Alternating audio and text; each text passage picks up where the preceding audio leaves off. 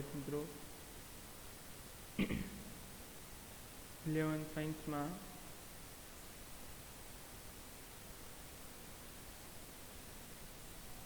આપણે ગુરુત્વીય સ્થિતિ ઉર્જા મેળવી લીધી હતી U બરાબર mgh. એના ફોર્મ્યુલા કમ્પ્લીટ થઈ ગયા બાદ આજના લેક્ચરમાં આગળ જોશું.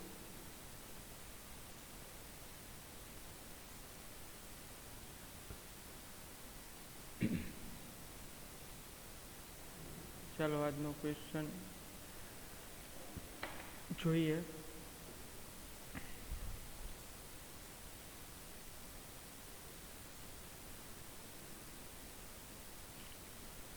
શું છે આજનો ક્વેશ્ચન વિદ્યાર્થી મિત્રો? ત્યારબાદ નીટ માટે લાસ્ટ ટાઈમનો જે ગુરુત્વીય સ્થિતિ ઉર્જા હતી એ વધારે ઇમ્પોર્ટન્ટ છે વિદ્યાર્થી મિત્રો, ખાસ યાદ રાખજો.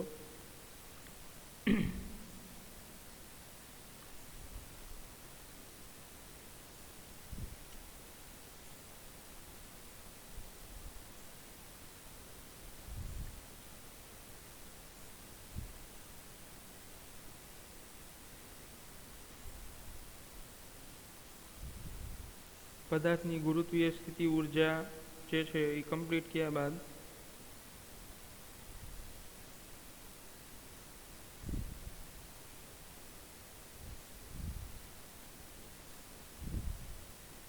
હવે નિષ્ક્રમણ ઝડપ આવશે વિદ્યાર્થી મિત્રો. હવેનો જે ટોપિક છે આપણો એ છે નિષ્ક્રમણ ઝડપ.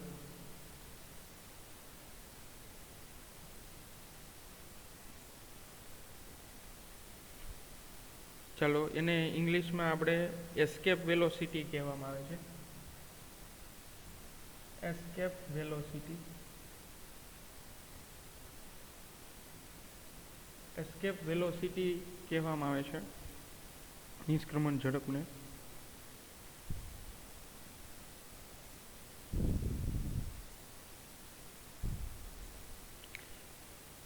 તો શું કે છે વિદ્યાર્થી મિત્રો એસ્કેપ વેલોસિટી?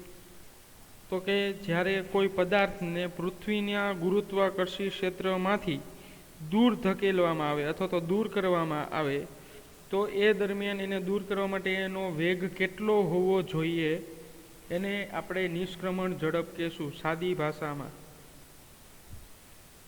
આ ક્વેશ્ચનનો મિનિંગ સાદી ભાષામાં એવો થશે કે આ અર્થ છે, આ અર્થનું ગ્રેવિટી ફિલ્ડ છે. હવે અહીંયા કોઈ એક વ્યક્તિ છે અથવા તો આ વ્યક્તિ છે એને ગ્રેવિટી અહીંયા મેક્સિમમ લાગુ પડે છે. અહીંયા જે છે આ વિસ્તાર, આ જે ત્રિજ્યા છે એની બહાર ગ્રેવિટી વેલ્યુ જે છે એ થઈ જશે 0 બહારના વિસ્તારમાં. અહીંયા G બરાબર 9.8 સપાટી ઉપર. પછી જેમ જેમ હાઈટ વધતી જાય એમ ગ્રેવિટીની વેલ્યુ ઘટતી જાય છે. એ બધી આપણે વસ્તુ જોઈ. હવે અહીંથી કોઈ એક યાન છે એ બહાર મોકલવું છે મારે, અથવા તો કોઈ પદાર્થ છે પૃથ્વીની બહાર ધકેલવું હોય બહાર, બરોબર છે, તો એનો વેગ કેટલો હોવો જોઈએ મિનિમમ કે જેથી એ અવકાશમાં જઈ શકે. ટૂંકમાં કોઈ એક પદાર્થને પૃથ્વીના ગુરુત્વાકર્ષણની જે ક્ષેત્ર છે એનાથી બહાર ધકેલવું હોય તો મિનિમમ કેટલી વેલોસિટી હોવી જોઈએ, વેગ કેટલો હોવો જોઈએ, એને આપણે નિષ્ક્રમણ ઝડપ કહેશું વિદ્યાર્થી મિત્રો.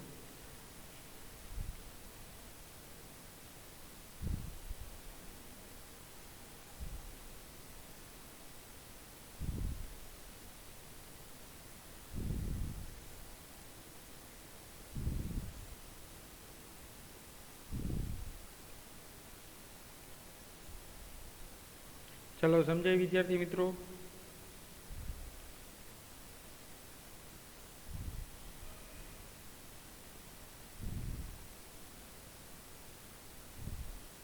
હવે આનું સૂત્ર આપણે મેળવવાનું થશે વિદ્યાર્થી મિત્રો આ ક્વેશ્ચનની અંદર. ટૂંકમાં આપણો ઇન્ટેન્સ આ છે આજના લેક્ચરની અંદર નિષ્ક્રમણ ઝડપમાં.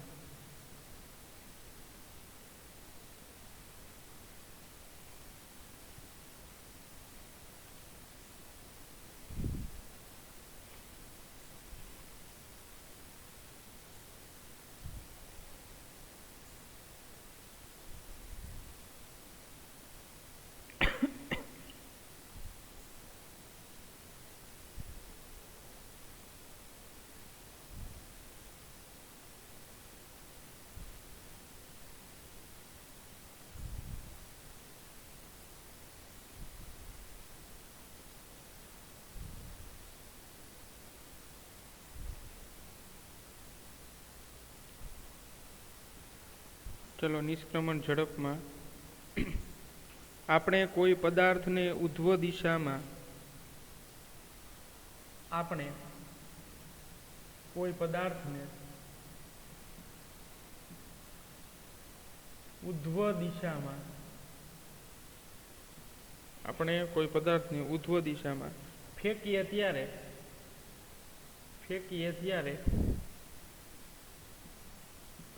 ત્યારે તે અમુક ઊંચાઈ પરથી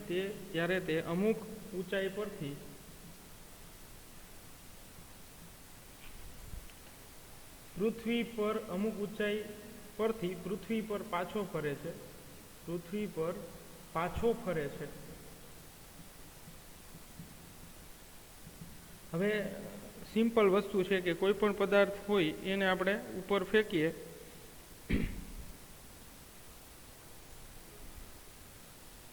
તો એ દેખીતી વાત છે કે એ પૃથ્વી તરફ નીચે તરફ જ આવશે, પૃથ્વી તરફ આવશે.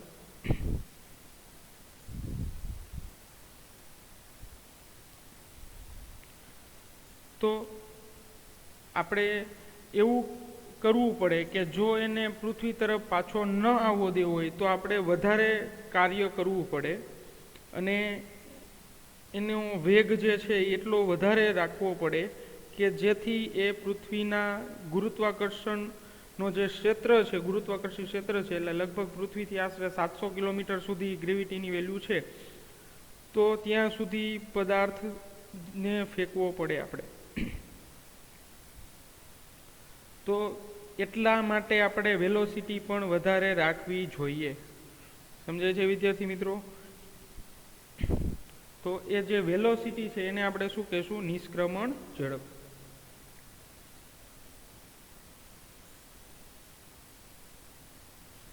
હવે જો પદાર્થને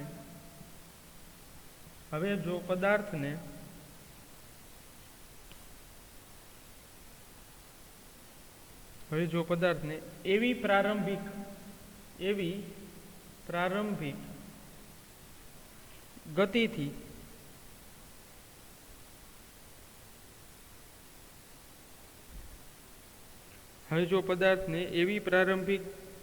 ગતિથી અથવા તો પ્રારંભિક ઝડપથી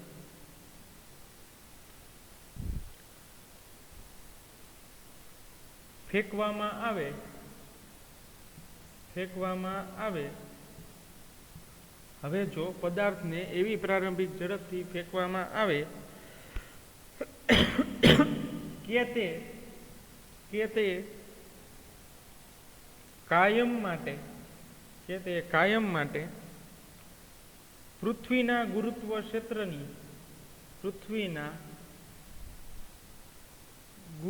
ક્ષેત્રની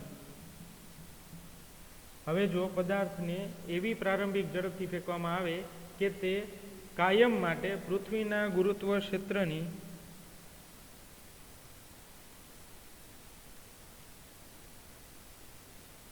બહાર અનંત અંતરે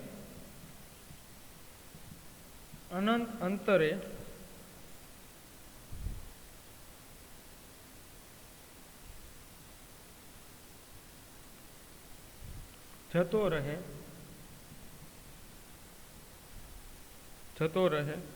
અને કદી પાછો ન આવે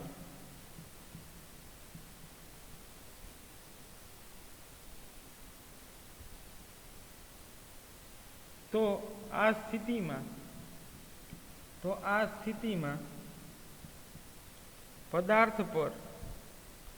સ્થિતિમાં પદાર્થ પર ગુરુત્વાકર્ષી બળ લાગતું નથી. તો આ સ્થિતિમાં અને કદી પાછો ન આવે તો આ સ્થિતિમાં પદાર્થ પર ગુરુત્વાકર્ષી બળ લાગતું નથી.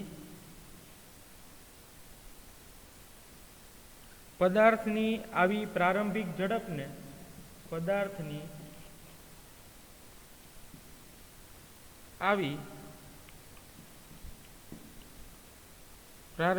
ઝડપને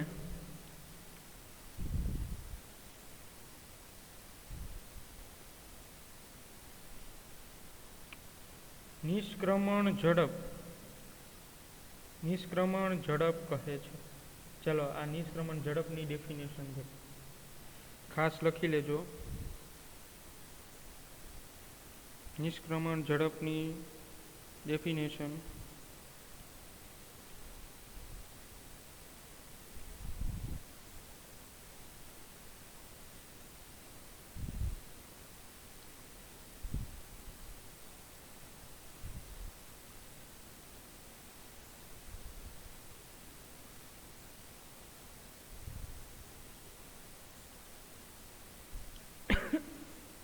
ચલો વિદ્યાર્થી મિત્રો, નિષ્ક્રમણ ઝડપની ડેફિનેશન સમજાઈ ગઈ હશે તમને હવે.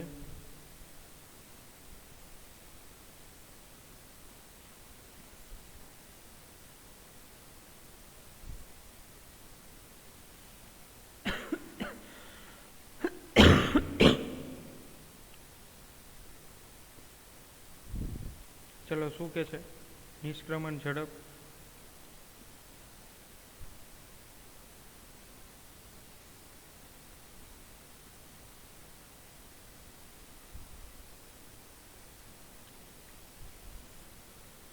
તો કે જો કોઈ પદાર્થને એવી પ્રારંભિક ઝડપથી ફેંકવામાં આવે કે તે કાયમ માટે પૃથ્વીના ગુરુત્વ ક્ષેત્રની બહાર અનંત અંતરે જતો રહે અને કદી પાછો ન આવે, તો આ સ્થિતિમાં પદાર્થ પર ગુરુત્વાકર્ષી બળ લાગતું નથી અને પદાર્થની આવી પ્રારંભિક ઝડપને, ઇનિશિયલ વેલોસિટીને શું કહે છે? નિષ્ક્રમણ ઝડપ કહે છે. ચલો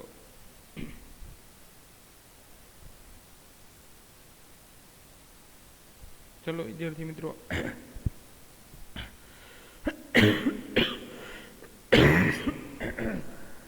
સોરી ફોર ડિસ્ટર્બ. ચલો તો નિષ્ક્રમણ ઝડપની ડેફિનેશન આ થઈ, અથવા તો એવી લાંબી ન લખવી તો એવું પણ લખી શકો વિદ્યાર્થી મિત્રો કે કોઈ એક પદાર્થના ગુરુત્વાકર્ષી ક્ષેત્રમાંથી બીજા પદાર્થને મુક્ત કરવા માટે જરૂરી લઘુત્તમ ઝડપને નિષ્ક્રમણ ઝડપ કહે છે.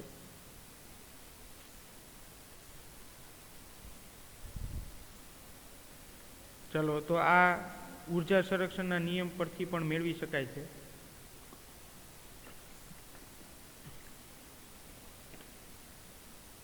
નિષ્ક્રમણ ઝડપ છે એ ઉર્જા સંરક્ષણના નિયમ પરથી મેળવી શકાય છે વિદ્યાર્થી મિત્રો.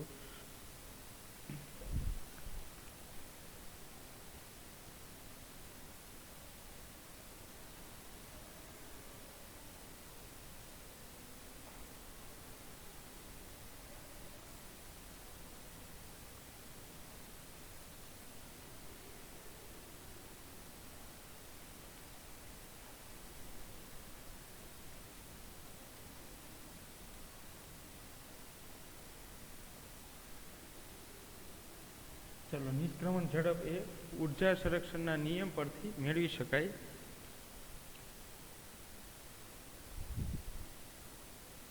તો જો ઉર્જા સંરક્ષણનો નિયમ, હવે પૃથ્વીથી h ઊંચાઈએ આપણે ફેંકવો છે તો આમ આવશે ને E h પ્લસ RE, એટલે આટલી એનર્જી જોઈએ આપણે ઇક્વલ ટુ કુલ ઉર્જા છે. આ ઉર્જા સંરક્ષણના નિયમ પરથી આપણે મેળવવું છે, એટલે કુલ ઉર્જા બરાબર શું થશે? ગતિ ઉર્જા. એટલે ગતિ ઉર્જા થશે ½ mvi². vi એટલે ઇનિશિયલ, શરૂઆતની સ્પીડ, પ્રારંભિક ઝડપ થશે. તો આ થઈ ગઈ ગતિ ઉર્જા, ½ mv² ગતિ ઉર્જા. પોટેન્શિયલ એનર્જી ઓલવેઝ નેગેટિવ હોય, છેલ્લા લેક્ચરમાં આપણે જોયું હતું. તો capital Gme small m upon h plus RE. ચાલો આટલી એનર્જી જે છે એ જોઈએ આપણે, અને પ્લસ W1 એટલું કાર્ય કરવું પડે.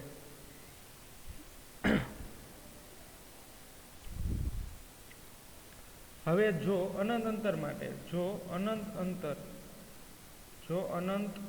અંતરે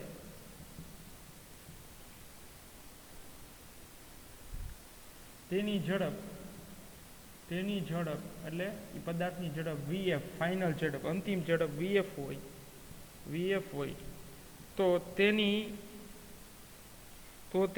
અંતિમ કુલ ઉર્જા આ રીતે લખી શકાય ઈ ઇન્ફાઇનાઇટ માટે આ એચ માટે હતી બહાર લઈ જવા માટે હવે અનંત અંતરે પહોંચી ગયો છે પદાર્થ ત્યારે એની ઝડપ છે એ વીએફ જેટલી થઈ જશે તો જુઓ ઈ ઇન્ફાઇનાઇટ ઇક્વલ ટુ શું થશે W1 plus half mv square half mf નો સ્ક્વેર કારણ કે સ્થિતિ ઉર્જા આટલો ભાગ છે સ્થિતિ ઉર્જાનો એ 0 થઈ જશે ઇટ્સ બીકમ 0 શા માટે કારણ કે અનંત અંતરે પહોંચી ગયો છે અને અનંત અંતરે હોય ત્યારે ગતિ ઉર્જા મહત્તમ એટલે સ્થિતિ ઉર્જા જે છે એ શૂન્ય થશે કારણ કે આ અનંત અંતર થઈ ગયું આ અનંત થઈ જાય તો કોઈ પણ ભાગ્ય અનંત એટલે એ થઈ જશે 0 અને આ એઝ ઇટ ઇઝ રહેશે હાફ એમ સ્ક્વેર પણ અહીંયા હાફ એમની જગ્યાએ હાફ એમ વીએફ નો સ્ક્વેર થઈ જશે ચલો વિદ્યાર્થી મિત્રો હવે આપણે કુલ આ અંતિમ ઉર્જા છે આ છે એ ફાઇનલ એનર્જી છે અંતિમ ઉર્જા અને આ જે ફોર્મ્યુલા છે વિદ્યાર્થી મિત્રો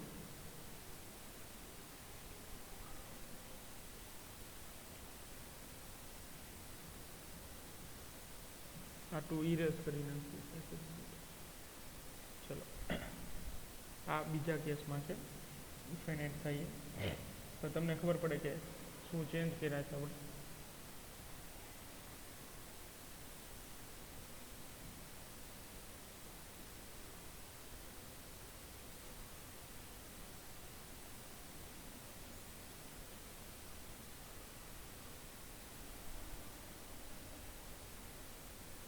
ચલો આ સમીકરણ 1 છે એ પ્રારંભિક ઉર્જા દર્શાવે પ્રારંભિક ઉર્જા આ અંતિમ ઉર્જા હવે આ બંને ઉર્જા જે છે એને આપણે સરખાવીએ વિદ્યાર્થી મિત્રો કમ્પેર ટુ ઇક્વેશન પ્રારંભિક ઉર્જા અને અંતિમ ઉર્જા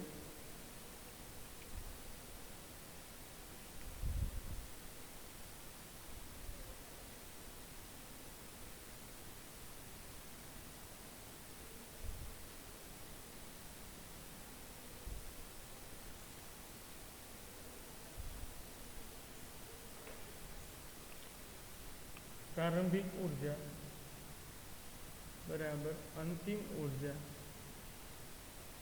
હાલો આ બેના ફોર્મ્યુલા જે છે આ છે હાફ એમ વીઆઈ નો માઇનસ વીઆઈ નો સ્ક્વેર માઇનસ જી એમ ના છેદમાં R E plus H plus W1 અને પછી W1 equal to half M VF નો સ્ક્વેર આ બેને આપણે કમ્પેર કરીએ તો જુઓ વિદ્યાર્થી મિત્રો આમ લખી શકાય પ્રારંભિક ઉર્જા શું હતી હાફ એમ ઇનિશિયલ નો સ્ક્વેર હવે ને પ્રારંભિક minus capital G M E M upon R E square H plus R ઈ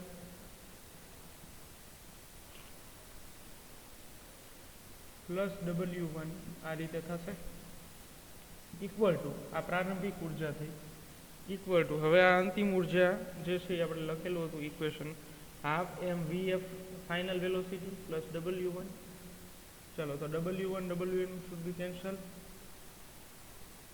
ચલો તો હાફ જે છે એક મિનિટ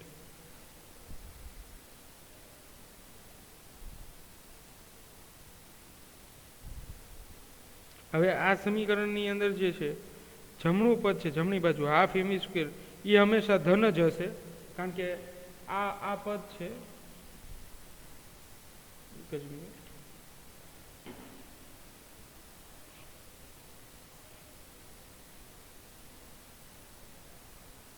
જો ડિયર સ્ટુડન્ટ્સ આ જે સ્ટેપ છે આટલું તો એ ઓલવેઝ હંમેશા ધન જ હશે કારણ કે દળ છે એ અચળ હોય છે અને વેગ ક્યારેય અંતિમ વેગ ક્યારેય શૂન્ય હોતો નથી એટલે એ હંમેશા ધન જ મળશે અને મે બી આ શૂન્ય થઈ જાય તો પણ આ 0 મળે 0 થી નીચે ઋણમાં મળશે ને એટલે ધન અથવા તો શૂન્ય મળે ચલો એ કન્ફર્મ થયું આપણે તેથી ડાબી બાજુનું પદ છે એ 0 કરતાં ઓછું હોઈ શકે એટલે હાફ mvi નો સ્ક્વેર એટલે આ જ પદની હું વાત કરું છું minus capital G MEM upon h plus RE.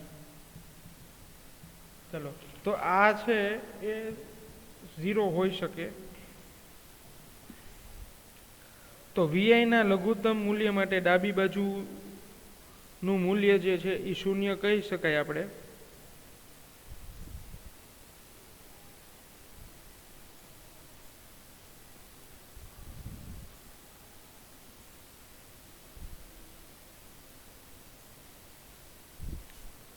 ચાલો વિદ્યાર્થી મિત્રો, તો હાફ mvi નો સ્ક્વેર ઇક્વલ ટુ, આને હું ઓલી બાજુ લઈ જાઉં એટલે શું આવશે, GMEM ના છેદમાં h પ્લસ RE,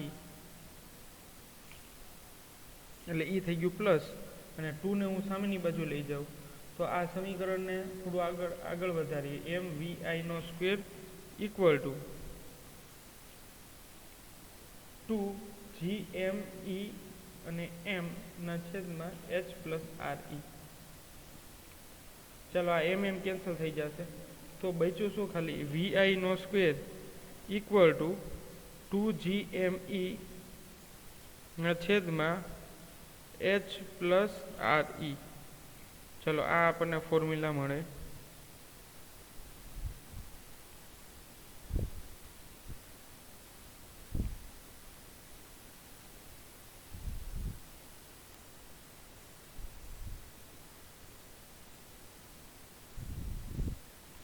ચલો વિદ્યાર્થી મિત્રો, આ ફોર્મ્યુલા મળશે આપણને.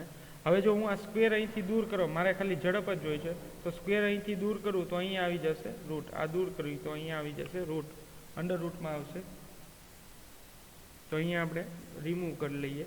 તો vi ઇક્વલ ટુ આટલું આવશે વિદ્યાર્થી મિત્રો, અંડર રૂટ 2, આ g છે વિદ્યાર્થી મિત્રો, યુનિવર્સલ કોન્સ્ટન્ટ કેપિટલ GME ના છેદમાં h પ્લસ RE, આવું આપણે આન્સર આવશે. તો આ ઝડપ, આ જે ફોર્મ્યુલા મળી વિદ્યાર્થી મિત્રો, એ જ આપણી નિષ્ક્રમણ ઝડપનું સૂત્ર છે. નિષ્ક્રમણ ઝડપનું સૂત્ર છે.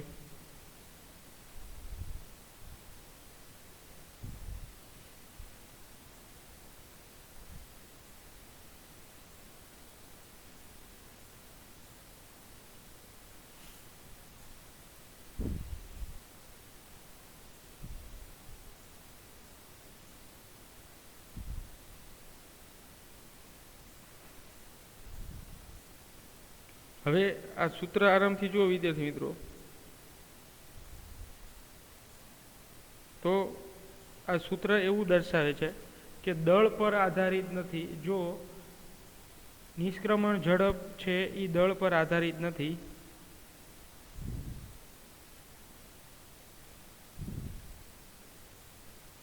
કારણ કે જો દળ હોય તો ત્યાં એમ આવવું જોઈએ, પણ એમ કેન્સલ થઈ જાય છે, અને જે દળ આપેલું છે એ તો અર્થનું માસ છે, એટલે એ દળ પર આધારિત નથી. ત્યારબાદ આપણે એમ પણ લખી શકાય વિદ્યાર્થી મિત્રો,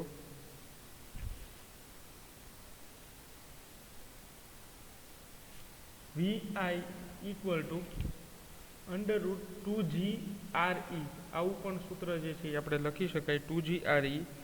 GM છે, G કેપિટલ G ની જગ્યાએ આપણે આવી રીતે લખી શકાય. તો આ પણ નિષ્ક્રમણ ઝડપનું જ સૂત્ર થયું વિદ્યાર્થી મિત્રો. ચાલો આરામથી નિષ્ક્રમણ ઝડપ જે છે એ જોઈ લ્યો.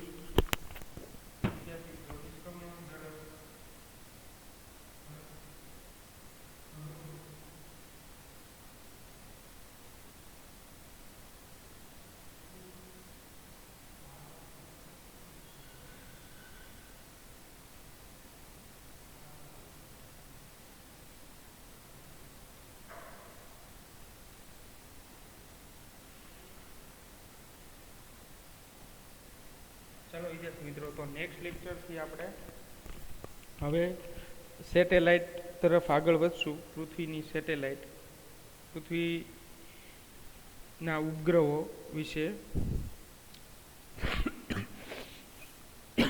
આમાં સૂત્ર જ તમારે ખાલી યાદ રાખવાનું છે, આખું સાબિતી ન રાખો તો બી ચાલશે.